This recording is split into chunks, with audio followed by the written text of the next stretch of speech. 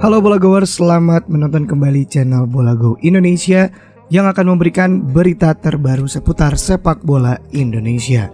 Kali ini kita akan membahas seputar Persib Bandung yang berhasil lolos ke fase grup ACL 2 2025. Dan inilah beritanya.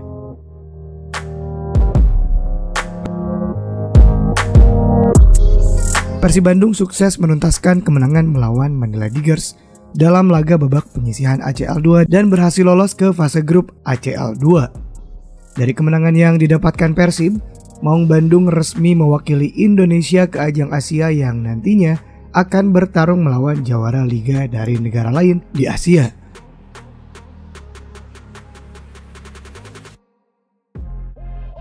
Dari pertandingan yang sudah dijalani Persib Bandung, Pangeran Biru berpeluang bertemu dengan tim raksasa Asia lainnya karena Persib sudah masuk ke dalam pot 4 di mana Maung Bandung terhitung bukan termasuk tim unggulan karena berasal dari liga yang peringkatnya di bawah liga negara lain. Dalam daftar pot 4, Persib tergabung bersama 4 tim lainnya yaitu Chong An Hanoi dari Vietnam, Eastern FC dari Hong Kong, dan Tampines Rover dari Singapura. Dari keempat pot di wilayah timur ini, Gamba Osaka menjadi salah satu tim yang mengerikan. Pasalnya tim asal Jepang ini memang dikenal memiliki banyak prestasi di Jepang. Apalagi tercatat di awal tahun 2000-an, Gamba Osaka menjadi tim tersukses di Jepang meskipun beberapa tahun terakhir mereka sempat mengalami penurunan. Bahkan di tahun 2013, mereka sempat terdegradasi dari J-League. Gamba Osaka sempat menjadi treble winners di tahun 2014 setelah kembali dari J2 League di tahun 2013. Gamba Osaka menjadi peraih gelar juara di J1 League, Piala Kaisar, hingga Piala J-League. Selain itu, kemungkinan lainnya Persib bisa bertemu dengan tim unggulan lain dari pot 2 dan 3 yang dimana di pot tersebut terdapat Selangor FC dari Malaysia dan Ratchaburi FC dari Thailand. Namun bukan tidak mungkin Persib bisa memberikan kejutan di ajang Asia dengan skuad Persib yang saat ini memiliki peluang yang sama dengan tim lainnya. Itu karena beberapa pemain Persib sudah cukup berpengalaman di Asia. Frans Putros yang notabene pemain timnas Irak dan berpengalaman dengan Port FC di ajang Asia, ditambah dengan para pemain lama Persib yang sempat merasakan ajang Asia di tahun kemarin.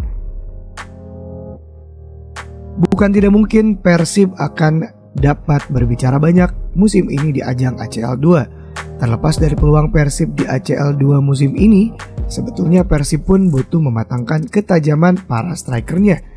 Bukan karena Persib kurang tajam, namun para pemain depan harus bisa memanfaatkan segala bentuk peluang di depan gawang. Catatan ini berdasarkan tandingan Persib di laga pertama penyisihan ACL 2 yang dimana banyak peluang terbuang dari sektor depan. Absennya Ramon Tanque masih menjadi catatan penting untuk sektor depan Persib.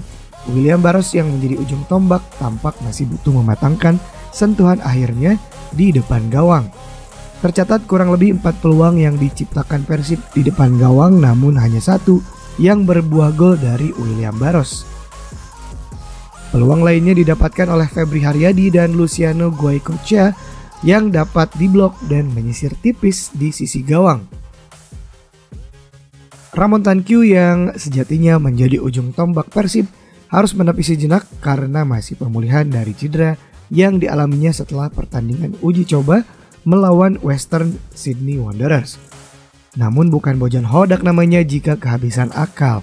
Pelatih berkepala pelontos itu memang selalu penuh kejutan. Ia bisa menyulap para pemain menjadi lebih tajam di setiap sektor. Meskipun ini masih terlalu dini untuk dievaluasi karena Persib baru menjalani 2 pertandingan resmi, namun Persib sebaiknya lebih bisa mempertajam sektor lini depan. Bukan hanya Ramon Tanque, tapi Dimas Derajat pun masih belum sepenuhnya pulih dari cedera. Hodak tidak ingin memaksakan para pemainnya yang belum sepenuhnya pulih dari cedera karena beresiko akan kambuh kembali. Dari hasil ini sejumlah bobotoh pun merasa bahwa Persib sepertinya masih membutuhkan tambahan pemain depan untuk melengkapi skuad musim ini.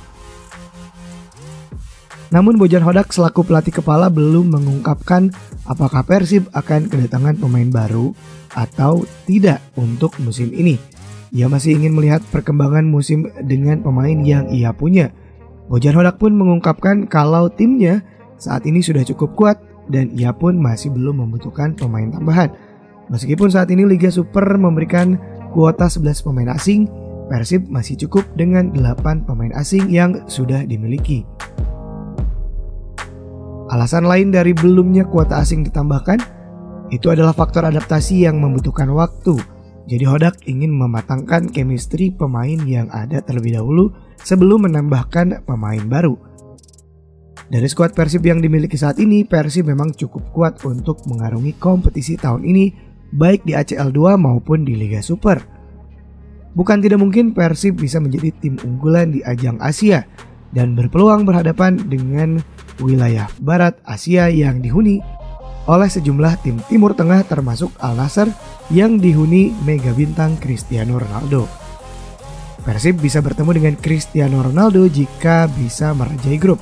Itu pun jika skema babak knockout mempertemukan wilayah Barat dan Timur. Namun jika melihat skema sebelumnya, tim wilayah Timur bisa bertemu wilayah Barat jika kedua tim sama-sama masuk final di ACL 2.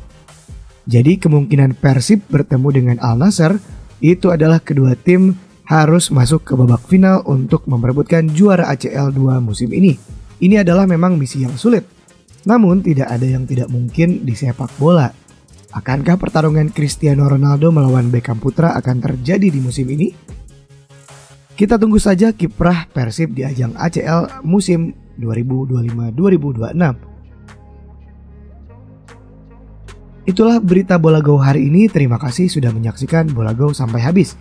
Tulis tanggapanmu di kolom komentar dan tinggalkan like jika Bola Goers suka dengan berita ini. Lalu subscribe untuk mendapatkan berita lainnya dari Bola Go Indonesia. Salam Bola Go Indonesia.